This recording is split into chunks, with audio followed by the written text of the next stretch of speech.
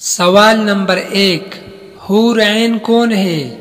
جواب، حور عین جنت میں مومنین کی بیویاں ہوگی۔ یہ نہ انسان ہے، نہ جن ہے اور نہ ہی فرشتہ ہے۔ اللہ تعالیٰ نے انہیں مستقل پیدا کیا ہے۔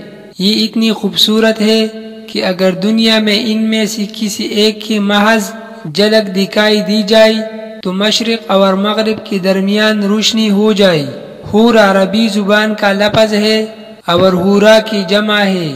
اس کا معنی ایسے آنکھ جس کی پتلیاں نہایت سیاہ ہو اور اس کی اطراف نہایت سفید ہو، اور عین عربی میں عینا کی جمع ہے۔ اس کے معنی ہے بڑے بڑے آنکھوں والی۔ سوال نمبر 2، ولدان مخلدون کون ہے؟ جواب، یہ اہل جنت کی خادم ہے۔ یہ بھی انسان یا جن یا فرشتہ نہیں ہے۔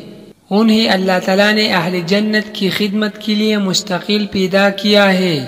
یہ ہمیشہ ایک ہی عمر کی یعنی بچی ہی رہے گی، اس لیے انہیں الولدان المخلودون کہا جاتا ہے۔